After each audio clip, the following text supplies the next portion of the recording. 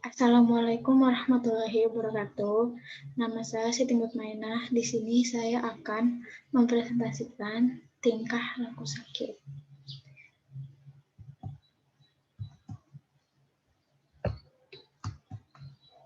Pengertian tingkah laku sakit. Tingkah laku merupakan suatu hal yang selalu mengikuti kemanapun dalam setiap kejadian kehidupan. Bahkan tingkah laku biasanya terjadi karena merupakan suatu respons terhadap keadaan tertentu. Demikian pula kejadian sakit dan penyakit telah memicu respons tingkah laku yang berbeda pada diri seseorang. Sakit merupakan suatu keadaan yang tidak menyenangkan yang menimpa seseorang sehingga menimbulkan gangguan aktivitas sehari-hari baik aktivitas jasmani, rohani, dan sosial. Tingkah laku sakit adalah perilaku orang yang meliputi cara seseorang memantau tubuhnya, mendefinisikan dan menginterpretasikan gejala yang dialami, melakukan upaya penyembuhan, dan penggunaan sistem pelayanan kesehatan. Tahap-tahap sakit. Tahap 1. Mengalami gejala. Pada tahap ini, pasien menyadari bahwa ada sesuatu yang salah.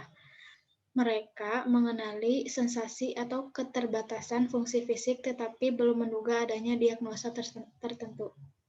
Yang ketiga, persepsi individu terhadap suatu gejala meliputi A. Kesadaran terhadap perubahan fisik, nyeri, benjolan, dan lain-lain. Yang B. Evaluasi terhadap perubahan yang terjadi dan memutuskan apakah hal tersebut merupakan suatu gejala penyakit. Yang C. Respon emosional. Jika gejala itu dianggap merupakan suatu gejala penyakit dan dapat mengancam kehidupannya, maka ia akan segera mencari pertolongan. B. Tahap kedua. Asumsi tentang peran sakit. Terjadi jika gejala menetap atau semakin berat. Orang yang sakit akan melakukan konfirmasi kepada keluarga, orang terdekat, atau kelompok sosialnya bahwa ia benar-benar sakit, sehingga harus diistirahatkan dari kewajiban normalnya dan dari harapan terhadap perannya. Menimbulkan perubahan emosional seperti menarik diri atau depresi, dan juga perubahan fisik. Perubahan emosional yang terjadi bisa kompleks atau sederhana tergantung beratnya penyakit. Tingkat ketidakmampuan dan perkiraan lama sakit. Seseorang awalnya menyangkal pentingnya intervensi dari pelayanan kesehatan sehingga ia menunda kontak dengan sistem pelayanan kesehatan. Akan tetapi jika gejala itu menetap dan semakin memberat, maka ia akan segera melakukan kontak dengan sistem pelayanan kesehatan dan berubah menjadi seorang klien. Lanjutannya yang C, tahap 3. Kontak dengan pelayanan kesehatan. Pada tahap ini, klien mencari kepastian penyakit dan pengobatan dari seorang ahli, mencari penjelasan mengenai gejala yang dirasakan, penyebab penyakit, dan implikasi penyakit terhadap kesehatan di mana yang akan datang. Profesi kesehatan mungkin akan menetapkan bahwa mereka tidak menderita suatu penyakit atau justru menyatakan jika mereka menderita penyakit yang bisa mengancam kehidupannya. Klien bisa menerima atau menyangkal diagnosa tersebut.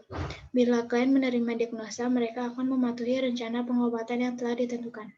Akan tetapi, jika menyangkal, mereka mungkin akan mencari sistem pelayanan kesehatan lain atau berkonsultasi dengan beberapa pemberi pelayanan kesehatan lain. Sama seperti menemukan orang yang membuat diagnosa sesuai dengan keinginannya atau sampai mereka menerima diagnosa awal yang telah ditetapkan. Klien yang merasa sakit tapi dinyatakan sehat oleh profesi kesehatan, mungkin ia akan mengunjungi profesi kesehatan lain sampai ia memperoleh diagnosa yang diinginkan.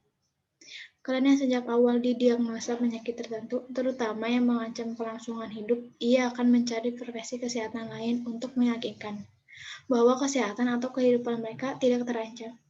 Misalnya, klien yang didiagnosa mengidap kanker, maka ia akan mengunjungi beberapa dokter sebagai usaha klien menghindari diagnosa yang sebenarnya.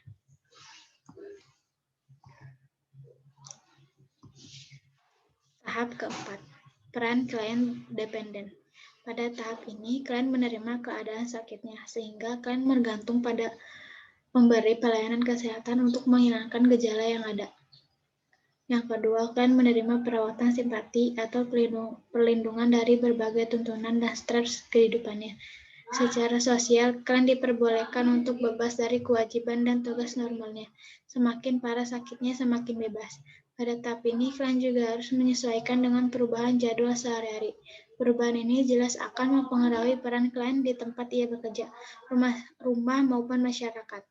Tahap kelima, pemulihan dan rehabilitasi merupakan tahap akhir dari perilaku sakit dan dapat terjadi secara tiba-tiba, misalnya penurunan demam. Penyembuhan yang tidak cepat menyebabkan seorang klien butuh perawat lebih lama sebelum kembali ke fungsi optimal, misalnya pada sakit kronis. Faktor-faktor yang mempengaruhi perilaku sakit. A. Faktor internal. Persepsi individu terhadap gejala dan sifat-sifat yang dialami. Klien akan segera mencari pertolongan jika gejala tersebut dapat mengganggu rutinitas kegiatan sehari-hari. Misalnya, tukang kayu yang menderita sakit punggung, jika ia merasa hal tersebut bisa membahayakan dan mengancam kehidupannya, maka ia akan segera mencari bantuan. Akan tetapi, persepsi seperti itu dapat pula mempunyai akibat yang sebaliknya. Bisa saja orang yang takut mengalami sakit yang serius akan bereaksi dengan cara menghayalnya dan tidak mau mencari bantuan. Atau asal atau jenis penyakit. Pada penyakit akut, di mana gejala relatif singkat dan berat serta mungkin mengganggu fungsi pada seluruh dimensi yang ada, maka klien biasanya akan segera mencari pertolongan dan mematuhi program terapi yang diberikan. Sedangkan pada penyakit kronis biasanya berlangsung pada lebih besar 6 bulan, sehingga jelas dapat mengganggu fungsi di seluruh dimensi yang ada. Jika penyakit kronik itu tidak dapat disembuhkan dan di terapi yang diberikan hanya menghilangkan sebagian gejala yang ada, klien mungkin tidak akan termotivasi untuk memenuhi rencana terapi yang ada. B. Faktor eksternal. Gejala yang dapat dilihat. Gejala terlihat dari suatu penyakit dapat mempengaruhi citra tubuh dan perilaku sakit. Misalnya, orang yang mengalami bibir kering dan pecah-pecah mungkin akan lebih cepat mencari pertolongan daripada orang dengan sesak tenggorokan. Karena mungkin komentar orang lain terhadap gejala bibir pecah-pecah yang dialaminya. Kelompok sosial.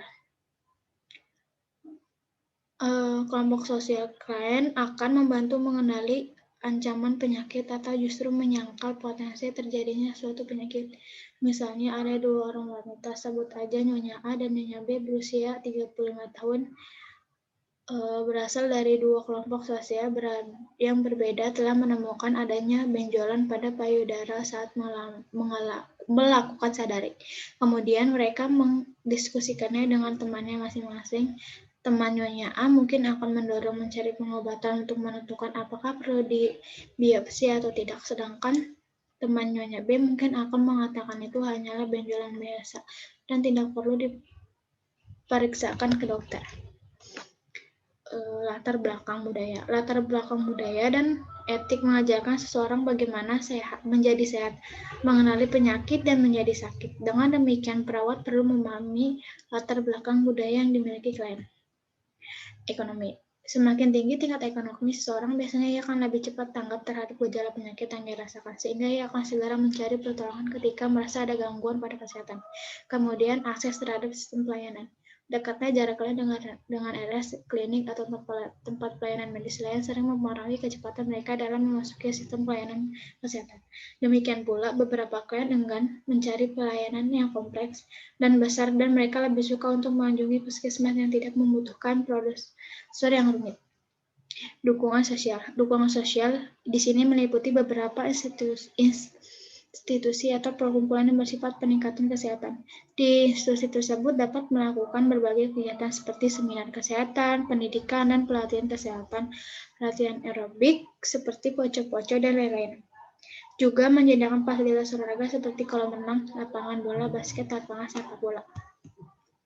Ya, demikian dari presentasi dari saya. Kurang lebihnya mohon maaf. Assalamualaikum warahmatullahi wabarakatuh.